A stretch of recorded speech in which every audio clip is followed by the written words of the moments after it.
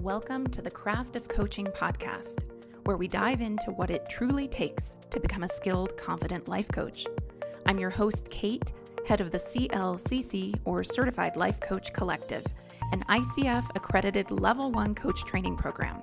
We combine courage, coaching, and community to offer you more than just a training program, but a life-changing experience where you use your own personal transformation as the learning ground for supporting your clients.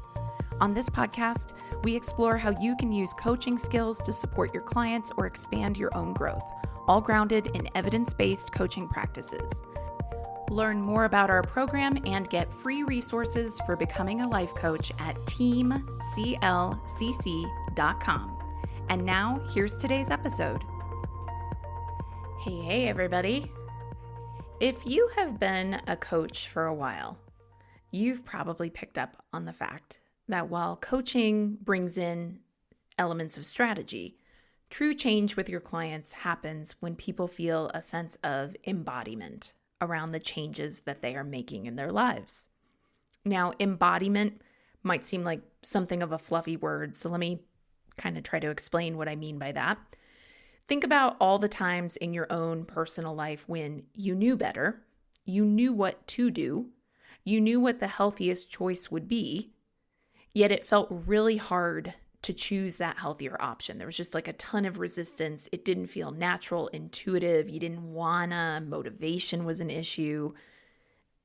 That's what we're talking about here. When you're struggling to make the choice that you know is in your best interest, you know the strategy, yet it feels like feels being the operative word, like you cannot go in that direction, then the shift that you're pursuing isn't yet embodied. It isn't yet integrated into your way of being, your way of living your life. So for today's episode, I'm going to talk about the difference between bringing a strategy lens and an embodiment lens to coaching sessions. And I've mentioned this a bajillion times before that I'm a coaching dinosaur. I've been around for a long time. And let me tell you, I've seen the pendulum go in wildly different directions. When I first started as a coach, most of the messaging around what coaching is or how it could be of benefit was more strategy focused. Now, lots of the messaging around coaching was that consultants strategize, coaches collaboratively work with clients to create performance improvements, yada, yada, yada. And I just kind of look at all that and go, let's just get to the point. Consultants collaboratively work with their clients too, right? Like consultants may say more often, in my experience, here are my recommendations. I've assessed the situation. This is what I suggest you do. They might do that more often than coaches do, which does skew the relationship with a consultant to be less client-led.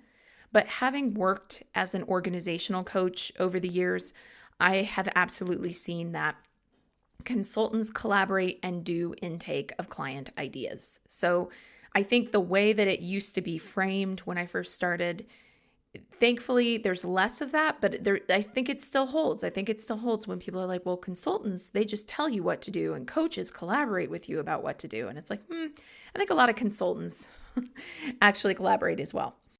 Now, as coaching has evolved, there is more and more discussion that's happening around embodiment, feelings, emotions. How do we process them? How do we metabolize them?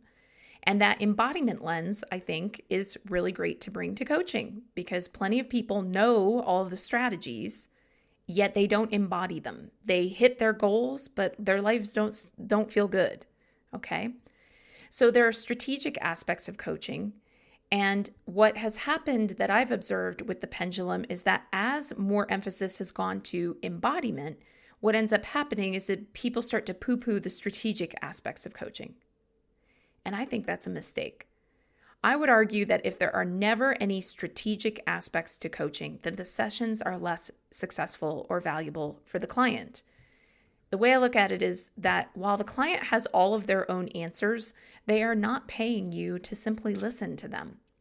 They are paying you to listen, to ask questions, to ask strategic questions that help them move forward in the areas that are most important to them. So I don't think that we want to get really polarized around strategy and embodiment. Instead, I think that we need to integrate both. So I've mentioned that the strategic aspects of coaching were more highlighted when I first became a coach. And I mentioned that as a setup for the fact that this pendulum has swung so in the opposite direction. For some coaches, wildly so. The conversation around embodiment has just really taken root. And again, I think it's a good thing. I'm the director of training for a life coach training program, as you may have heard in the intro to this episode.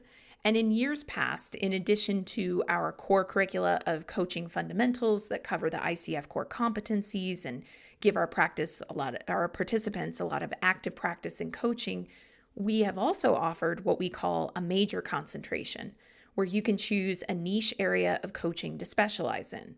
And one of those majors is somatic coaching. And that's where we help our coaches learn ways to help clients with developing more somatic awareness. This is really helpful for situations where clients feel burned out, chronically tired. They know that they're afraid, but actually tapping into their fears so that they can face it and move past it is a block. Along with the coaching conversations about more client embodiment, there has been an uptick in discussions about trauma and how to process or work with emotion. And this season, I will be offering another podcast episode for the Craft of Coaching, specifically on trauma coaching.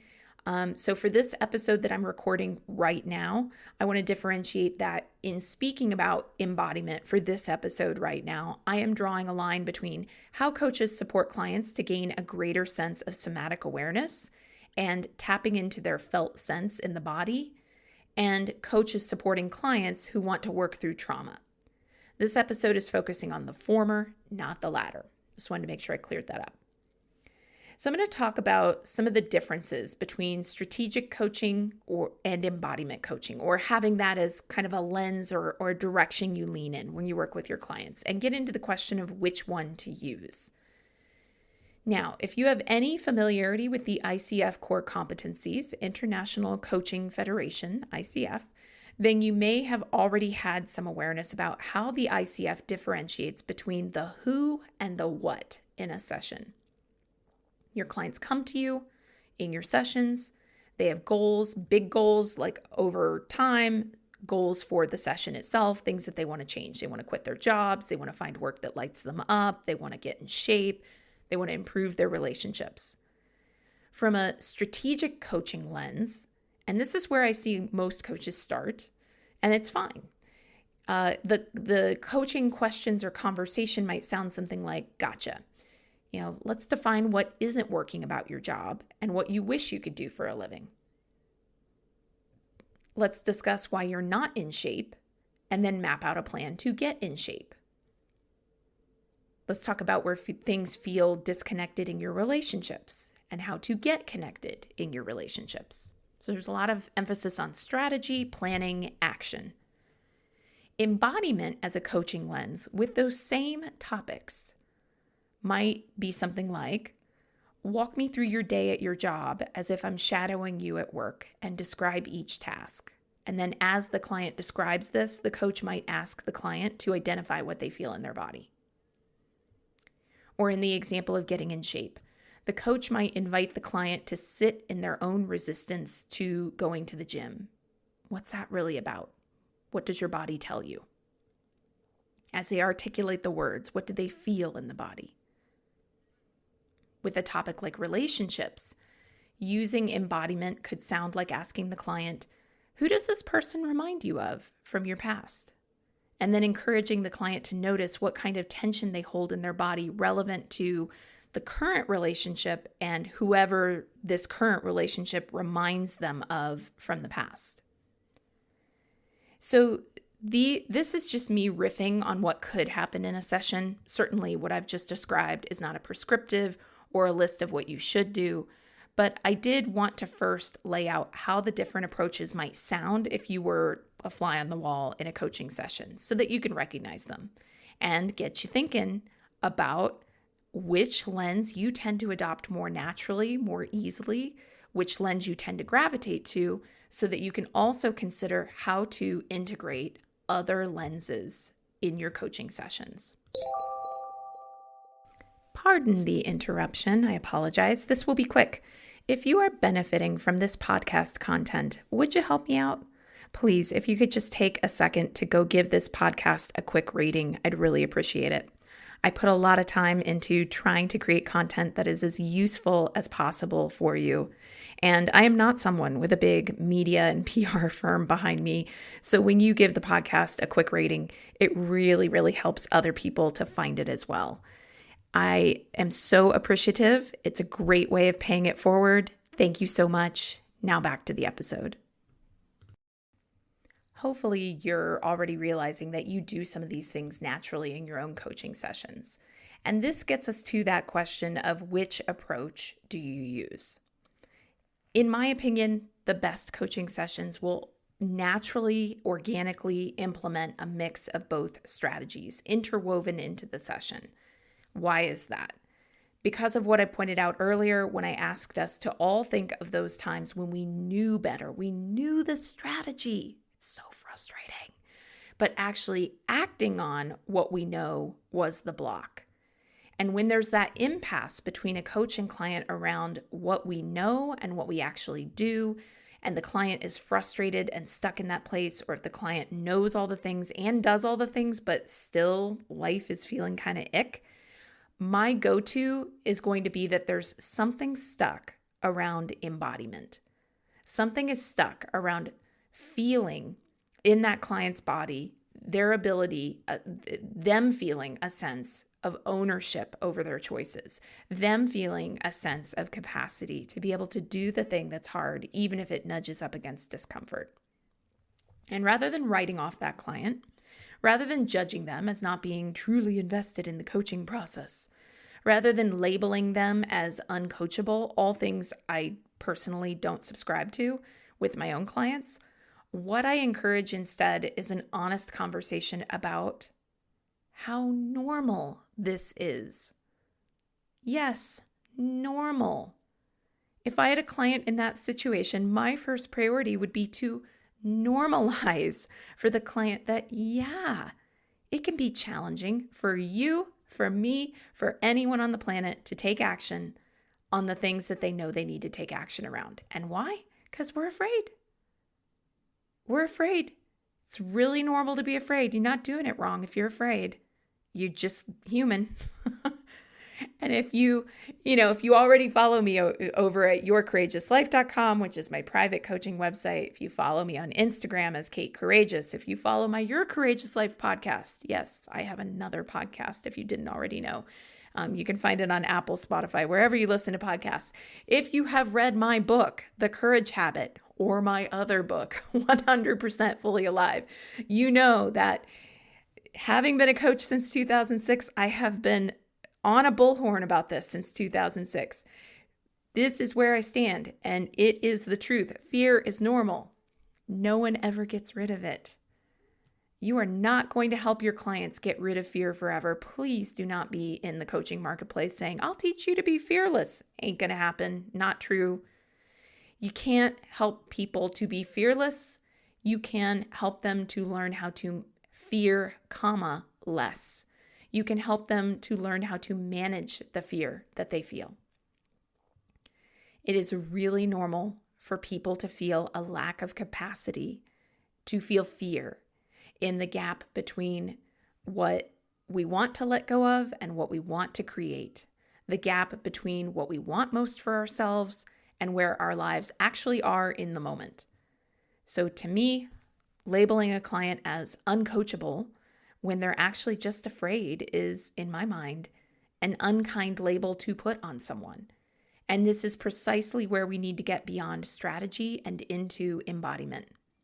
This is where the moment is perfect for helping the client feel into their resistance and hesitation and doubt and worry and explore that, not from a place of, well, but why don't you believe in yourself? Can't you see how illogical that is? If you go too cognitive and strategic, it's almost like lacking empathy for the person.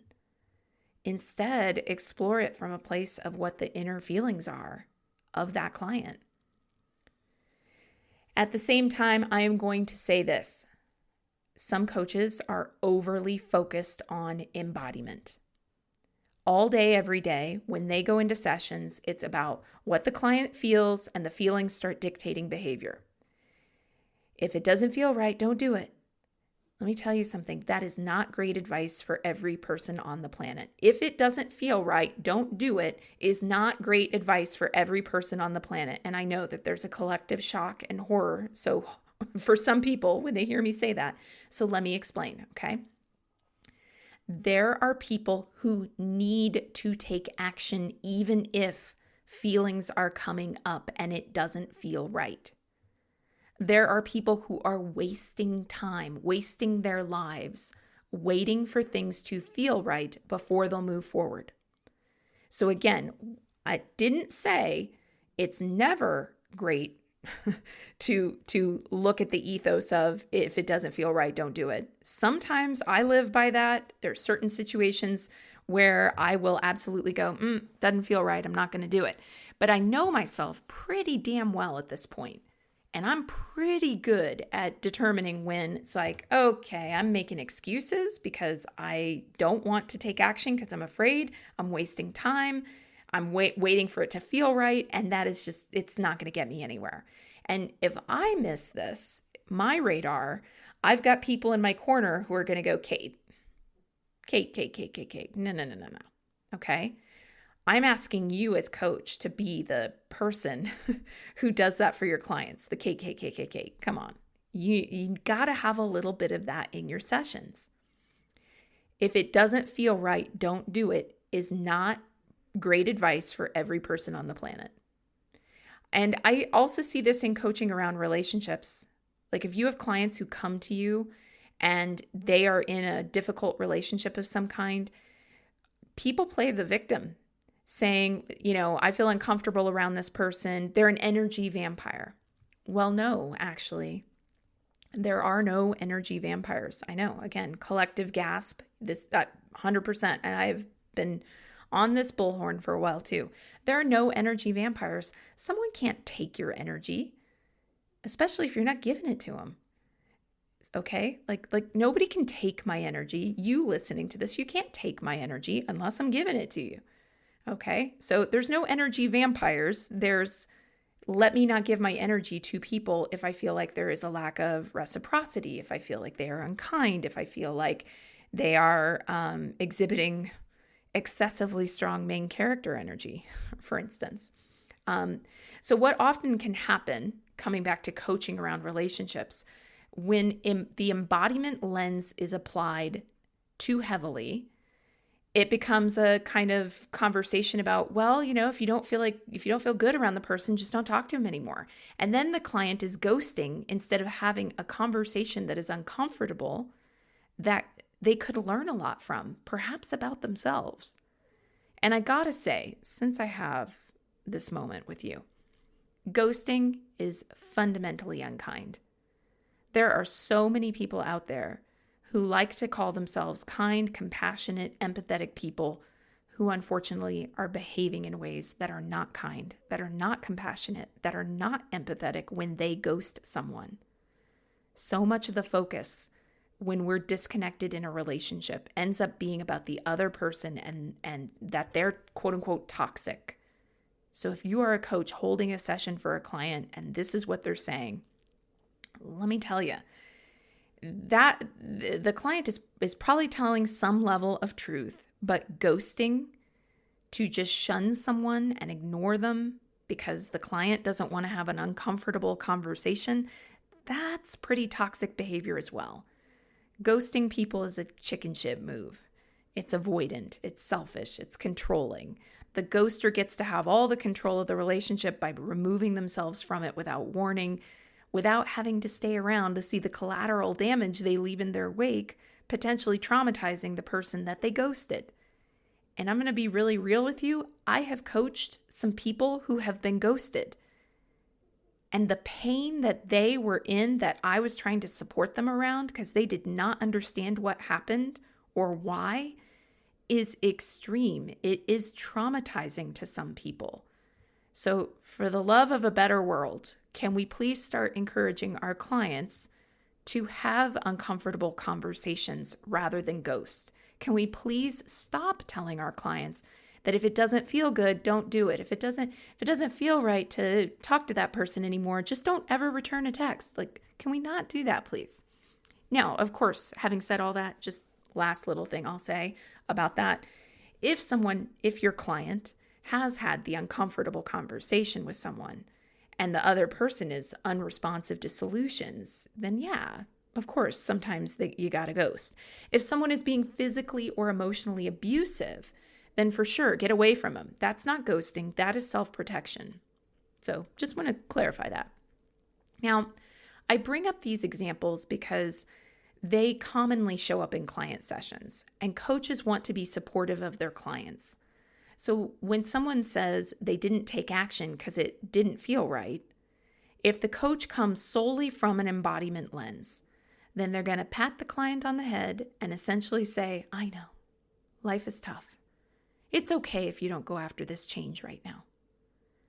And when someone comes to a coaching session and says that the other person that they think is so toxic isn't worthy of a conversation just to close out the relationship, the coach will often do the same thing, again, in an effort to be supportive. You deserve better. Just listen to your body.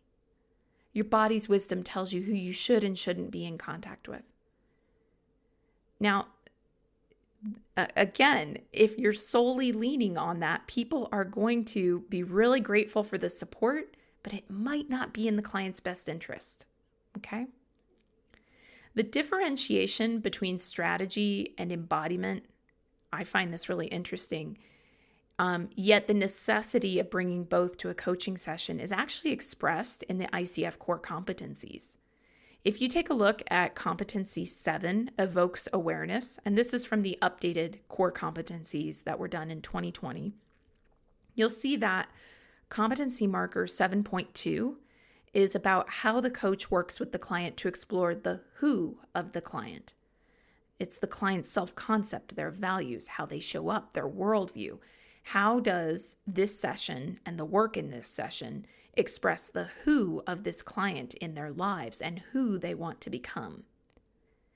Competency marker 7.3 is about helping the client to explore the what, or the topic or strategy. How is the client approaching situations, events, circumstances, people, goals, dreams? And I think that loosely we could say that coaching that is more strategic tends to focus on the what, and coaching that is more embodied tends to focus more on the who. So they go together, and even the ICF core competencies are showing us this. It's not that you prioritize one over the other and you're providing a better session. The best sessions are going to bring in both. The bottom line is we are not doing right by a client if we really over-focus on just one over the other. Exploration of who the client is extremely valuable, but it can become a pointless exercise in navel-gazing if all the client ever does is wax poetic about who they are and what they feel. Exploration of the what that a client wants is also extremely valuable, but it can become a pointless exercise in goal attainment, where the client looks around and says, yeah, I got the goal, I can do things, I can hit a to-do list, but I still don't feel happy.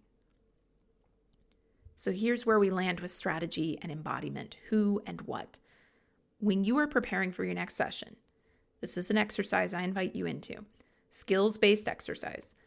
Consider reviewing your client notes from the previous session and then proactively mapping out some questions that you would like to ask this same client in an upcoming session. After you do this, review the questions and identify whether they are leaning in a more strategic direction or a more embodied direction. For every question that you identify as strategic, brainstorm a separate new question that is essentially the same question, but that comes from an embodied lens. And for every question that you feel leans on the more embodied side, do the same thing. Write an alternative version of the question where the heart of the question itself does not change, but you now have an embodied version of the question as well as a strategic question. Then, when you go into your session, Let the client know that your intent is to explore what they want to bring from both a strategic and an embodied place. And as you explore the questions in the session, notice the client's energy and responsiveness. Where do they perk up? Where do they get kind of muted? What questions give them pause or cause them to think, wow, I never thought of that way before? What questions are landing for them as, oh yeah, I already know that? What questions are bringing them the most insights? This is how you can bring the who and the what, the strategy and the embodiment into your sessions without letting them get too one-sided. And without a doubt, some of your sessions will be heavy on one or the other at times, okay? You might end a session and think, oh my gosh, that session was all strategy. I should have brought in more embodiment. That would be a misunderstanding of what I'm saying here. I'm not saying you should or have to bring in both aspects to all sessions if you're a good coach. I'm saying that in the aggregate, it is true that the best coaching is going to bring in both, while acknowledging that some sessions will fit more into one or lean more in one direction than in the other. And remember always, the client is the one leading. The coach is guiding in response to what the client leads with. There's no competition between strategy and embodiment. It's about making sure that that client's needs are met. All right, that's it for today's episode. Thank you so much for listening. Before you go, would you help us out and take a moment to give us a rating in iTunes, Spotify, or wherever you're listening? It really helps us get the word out to other listeners. And before you go today, would you like free resources to support your coaching journey? Whether you're considering becoming a coach or you want advanced coach skills training, access our coaching resource library at teamclcc.com. Again, that's teamclcc.com. Can't wait to connect with you. And again, thanks for listening.